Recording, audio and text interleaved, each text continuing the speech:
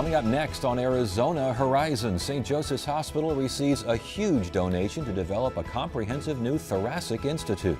We'll get the latest from Tucson and other points south in our series Southern Exposure, and we'll learn about a new way to pollinate plants.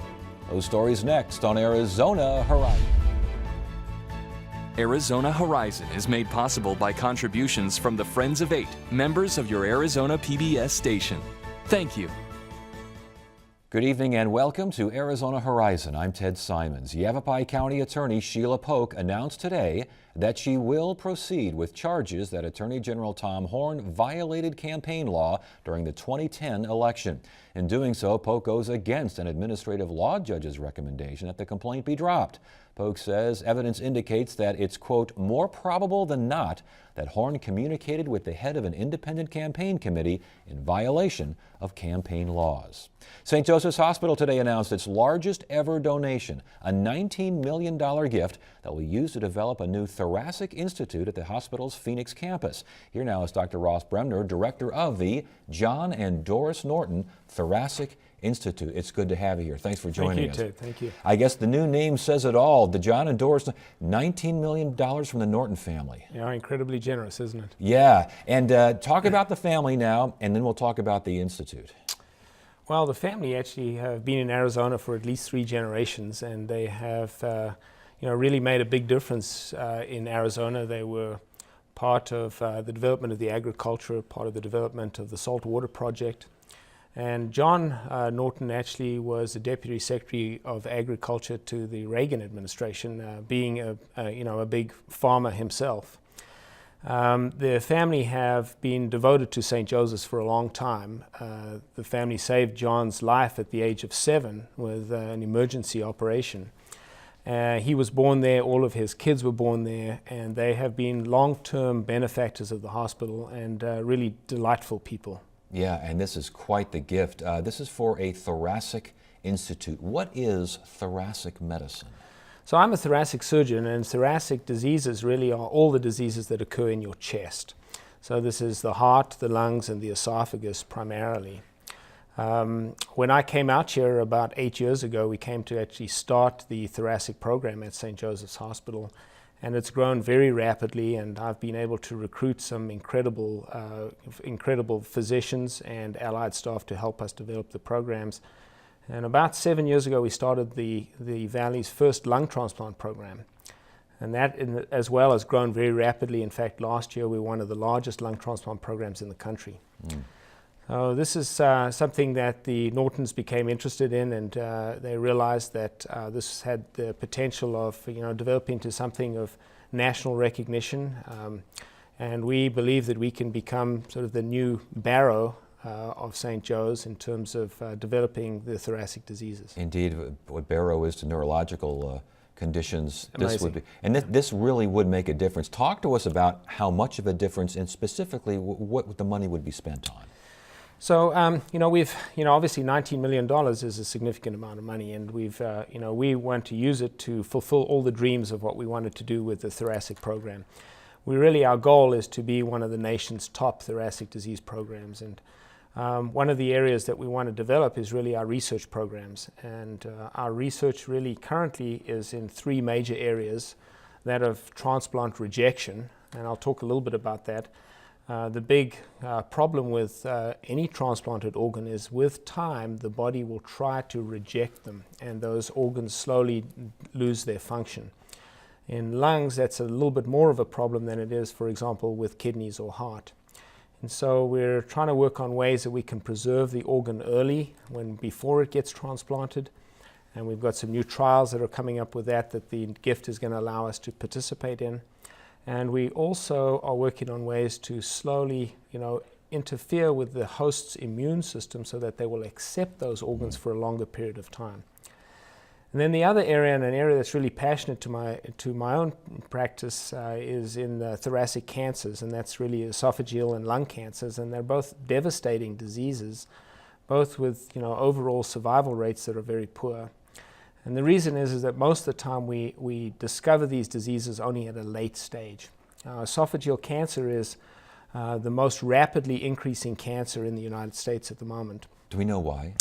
Well, it's very closely related to reflux or heartburn, which also is closely related to the obesity epidemic that we have, but there are probably a number of factors involved. But we discover these cancers late when it's very difficult to cure patients. So our research programs are concentrating on early detection and prevention. So screening programs, lung cancer screening programs, as well as esophageal screening programs, both with serum blood tests as well as other means of detecting cancers early, when it's a lot easier to cure them. So will there be as much emphasis on the clinical as the research? How would that dynamic work? Well, this gift is going to be divided up. A good portion of it is going to be to develop our research and to continue the partnerships that we have with the University of Arizona, ASU, and with the Translational Genomics Institute. We believe that this gift will help us develop the biomedical infrastructure that Phoenix really needs and is starting to develop. But apart from the research, we believe that it'll take our clinical program to the next level. And another portion of the gift is going to be towards our telemedicine program, where we want to be able to reach all Arizonans. It's a little frustrating for us when we have patients that have to travel 4 or 6 hours before they can even get a consultation with us. And we'd like that to be a lot easier for the patients, and we'd like to be able to bring state-of-the-art care to patients across all of Arizona. And again, the idea, you mentioned Barrows, which is so well respected for neurological concerns. Cleveland Clinic, other areas are kind of known for thoracic medicine. This is possible. It is possible for St. Joseph's to get to that level, correct? Well, this gift is certainly going to parachute us. I mean, it's going to shoot us on the way in that direction. And I often refer to our program as the Cleveland Clinic of the Southwest. Wow. Because, all right. That's where we're headed. So if you're headed that direction, when can we expect you to get there? What's the timetable for all this? Well, if you let me go, we can get going. Obviously, this gift is going to be transformative. And we want this actually to be the seed for, a much larger long-term project. I mean, the Barrow has just celebrated its 50th anniversary. We started our program only 8 years ago. I think that, as one of the largest lung transplant programs already, give us 5 or 10 years and I think we'll be there. But, all right. I think that this gift is going to be transformative for us. And you will be there on that Phoenix campus. Will there be more buildings, do you think, on the Phoenix campus? Absolutely.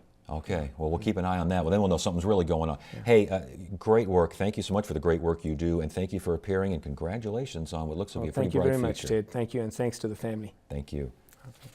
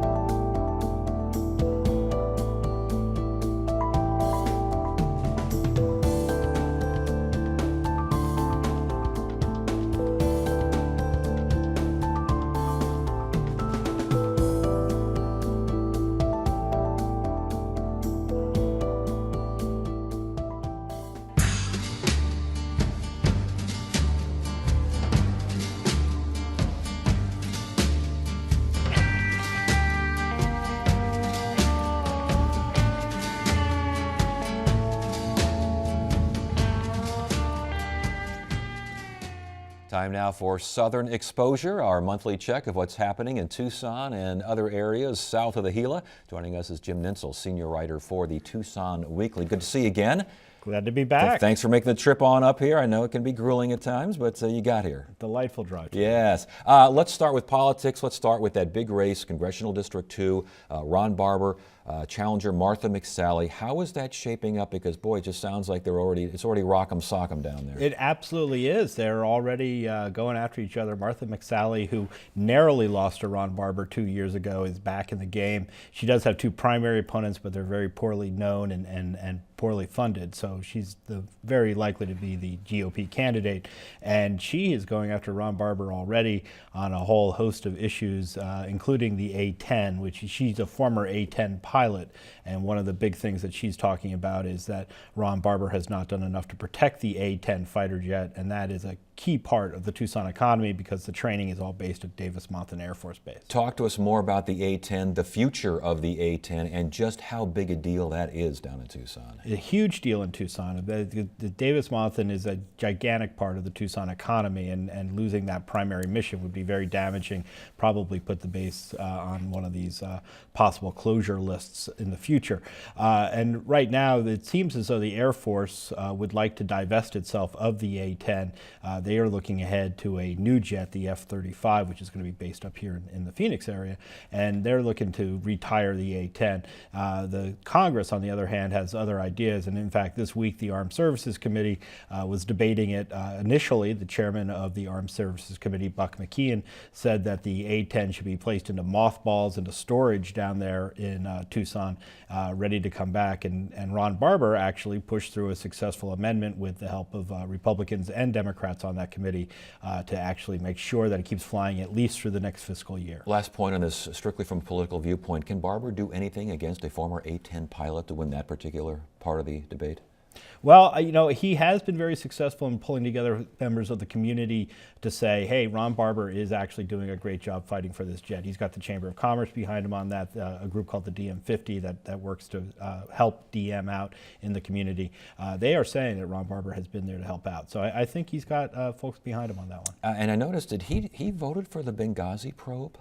Yeah, and that's another very interesting thing. One of a handful of Democrats in Congress who actually went with Republicans to vote on that, and that's not unusual. Ron Barber has voted alongside Republicans on a number of the Obamacare votes and on a number of other things, border issues, for example. And I think that's part of his ability, well, his interest in portraying himself as more of a moderate Democrat, because this is a district that is really split right down the middle. 1/3 Democrat, 1/3 Republican, 1/3 independent. And so he has really forged a trail that has leaned pretty close to the center. And we'll see whether that keeps him in office next year. And one last issue that they're fussing and fighting over down there as far as pay for women, what women earn. What's that all about? Well, this was something that came up. He wrote an op-ed in favor of the Fair Pay Act, which would help ensure that women are paid the same as men in the workplace, eliminate some of the legal barriers to filing lawsuits in discrimination cases, basically. And immediately the National Republican Congressional Committee came out and said he's not actually following the rules that he laid down and crunched some numbers within his office. He came back and said, look, my 3 top highest paid people here are women. They're in key positions. We pay them better. He says that RNC fiddled with the numbers. So they're kind of going back and forth on these numbers. But it's very clear that he has one of the most female-friendly offices, more women than men working there and higher ranks. It also seems clear, at least from a distance, that the RNC is paying very close attention to this race. They must think McSally has a pretty good shot. They do. They just took her up to something called young gun status. They raised her to the top of that. It makes it easier for them to assist her without making it look like they're playing favorites by saying that she's achieved certain benchmarks. And she's one of the top fundraisers in the country. She has outraised Ron Barber in the last 3 reporting cycles. She's got a lot of money. He's got a lot of money. They're both going to have a lot of money, and it's actually going to be dwarfed by the amount of outside money that's going to come pouring in. So we're looking at an avalanche of campaign ads, mailers, phone calls, and all the rest down there in southern Arizona. We also are looking at a very big congressional district in CD1, stretches all the way to southern Arizona. How big a race is that down there, and how is that shaping up? I know Andy Tobin got Mitt Romney to support him. Does that play in that district down there? Well, I think it might play more in other parts of the district, but I think it plays across the district. And this is, as you said, a very large district. It includes southern Arizona, but also eastern rural Arizona, and then Flagstaff, Native American reservations, Grand Canyon, just an enormous amount of real estate. So a lot of different interest groups in there. Andy Tobin, the Speaker of the Arizona House, is one of the Republicans in that district. There are 2 others running in there, State Rep Adam Quasman and a newcomer, this rancher named Gary Keeney, who's a very interesting character who's got some very colorful language on the stump, and he's a rodeo cowboy. He has photos of himself roping calves. Yeah. I think that'll play well in the rural areas of that district, at least in the Republican primary. Real quickly, it sounded like Tobin, some of Tobin's fundraising material mentioned Benghazi. This was after I believe, RNC, or at least someone of national prominence in the Republican Party said, don't do that. This is not the time or place for that kind of issue to be used in fundraising.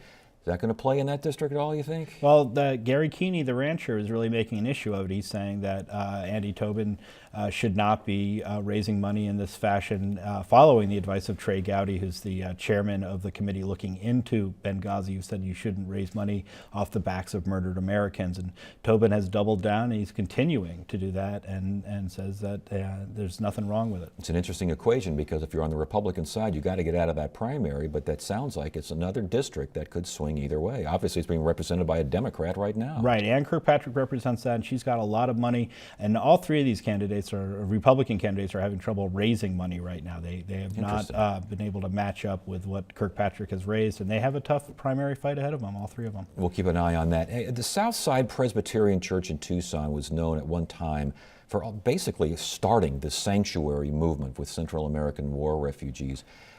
It sounds like they're kind of back at it now with the Mexican national family. Talk to us about that. Yeah, very similar situation. In the 1980s, they did, as you said, push this sanctuary movement where they were assisting folks who were fleeing political persecution in Central America. This is a different situation. This is somebody who has been in America for about 14 years now. His name is Daniel Ruiz, and he's been working here as a construction worker. He stayed out of trouble with the law. He's married to someone else who's not in the country legally, and they have a young child here, and he got pulled over, turned over to Border Patrol. They cited him for being in the country illegally, said he had a certain amount of time to leave the country. That time is now up, and he has moved into the church with his family in an attempt to try to stop this from happening. He has legal representation. They're trying to get the INS to reverse that decision. Compare the reaction in Tucson to what happened there in the early 80s and this particular situation. Well,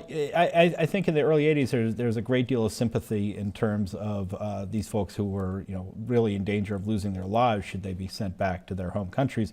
This situation is a little bit different, but I think it also reflects the frustrations that people have with the failure to actually get any kind of comprehensive immigration reform accomplished. Congress has, the U.S. Senate did pass a bill that provided a path to legalization for people who are now in the country last year, and it has sat in Congress, not going anywhere, and may not go anywhere, although there's talk that they're going to try to resurrect it. And we've got to wonder how this is going to be resolved. He's got a family, as you said, he's got a 13-year-old son born in the United States citizen. How is this going to be resolved? That's a very good question, and the attorneys are hoping that INS will reverse their decision and just say, you're not on the list of people we're going to prosecute, but I don't know that they'll step back having already issued that order. Most of the time when they're looking to deport people, they're generally people who have some kind of criminal records or some other problem, but this is a very tricky area of the law. Well, Jim, sounds like things are always happening down there. We'll look forward to speaking with you again next month on Southern Exposure. Good to see you again. Always a pleasure to be here, Ted.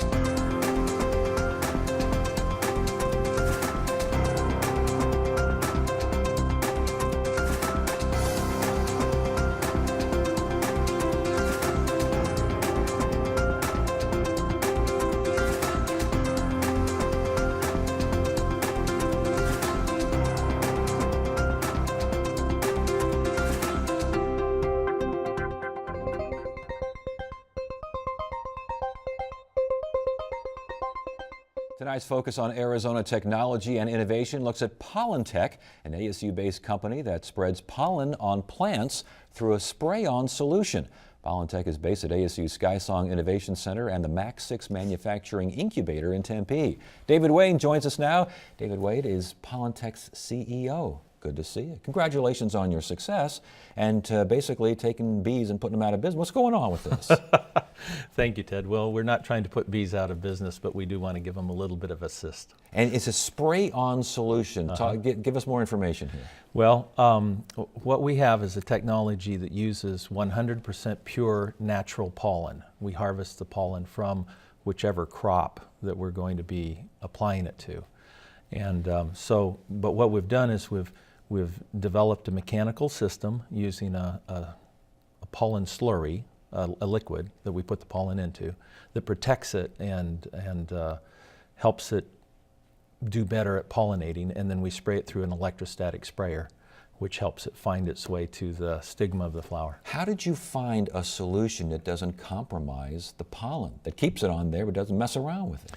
Well, through the last 20, 30 years, there have been different groups trying to find ways to pollinate plants. If you go back in agriculture history a little bit, a few thousand years, 4,000 or 5,000 years, you have people starting to control the watering of agriculture, and tremendous increase from that. In fact, our agriculture here in Arizona would have a very difficult time without irrigation. We were using the systems of the Hohokams, for example, here in the Phoenix Valley. That was kind of a first wave of advancement or technology in agriculture. And then the next one happened fairly recently in history, not thousands of years, but fertilizing plants. The Pilgrims were taught how to fertilize, to throw fish in there and some corn in there and things like that. The stories that we all learned in elementary school were pretty good. But that increased the ability for crops to grow because they had the nutrients that they needed. Okay, we kind of look at this technology as a third wave because now the limiting factor, one of the major limiting factors on how much a plant can produce is how much it gets pollinated. And are there certain plants that you focus on, certain plants that do better with this system than others? Yes, there are. Out of all the food that you and I eat and the world eats, about 1/3 of it is pollinated by insects. And that's about $270, $280 billion worth of food a year. But some of it is 100% dependent on pollination. For example, almonds. Almonds are the largest export crop agriculturally for California. It's about $4 billion crop a year. And it's 100% dependent on bees to pollinate because a almond tree has to be pollinated by a different variety of almond tree, and the bees have to carry the pollen from one flower of this tree to another one. If it carries it to another flower on the same tree or another flower of a similar variety, nothing happens. Bad bee. Yeah. Yeah. Well, the bee doesn't know better, but if it goes across the row, to the different variety, because they plant different varieties in different rows, then you get almonds. And so with our process, we can give the farmer a whole lot more control over that pollination process because the farmer knows what kind of varieties he has, and he can spray the pollen that particular group of trees needs. How often do you need to spray? Well, pollination happens when whatever crop is flowering. If you're out in the almond orchard, for example, it's beautiful. It's almost like snow. It's just the trees have about 65 or 70,000 flowers per tree, and it's gorgeous. But you only have to spray when those flowers are open because the flower attracts the bee, and the center part of the flower, that little stigma, is where the pollen needs to go to. And so when the flower's open and the stigma is receptive, we take the tractors up and down the rows and spray. We can do it once, twice, sometimes 3 times. It depends on the crop. Yeah. But normally for almonds, for example, it's twice. I was wondering how, as far as frequency, making sure you got it done without. And again, if I'm buying these almonds, I got environmental concerns here, and no. It's the same pollen that the bee is transferring. It's 100% natural. It's no genetic engineering or anything. What's the cost, and compare the cost to buying a bunch of bees? Well, that's been kind of interesting because since about 2004, there's been a large amount of bee die-off throughout the world. It's become a real problem. And so cost on renting the number of hives that you need, I'm going to use almonds again if you don't mind as an example, has gone from about $50 per acre to about $370 an acre to rent the 2 hives that you need to have to pollinate that many almond trees. And so when you have 850,000 acres of almonds, like they do in California, and you have to rent 2 hives per acre, that's a lot of hives. It's 1.6 million hives. And so the price has gone up tremendously. They even were importing bees from as far away as Australia last year to just get enough hives to do the job. Well, my goodness, it sounds like you've got quite the operation going. Congratulations on your success, and we hope to hear more about you in the future. Oh, thank you so much. Thank Appreciate you. it.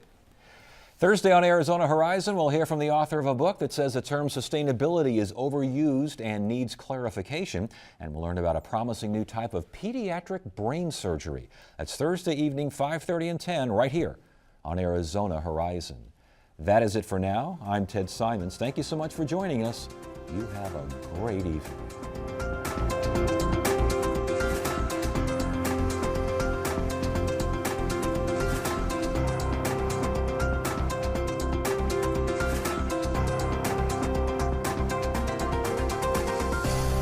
Arizona Horizon is made possible by contributions from the Friends of 8, members of your Arizona PBS station.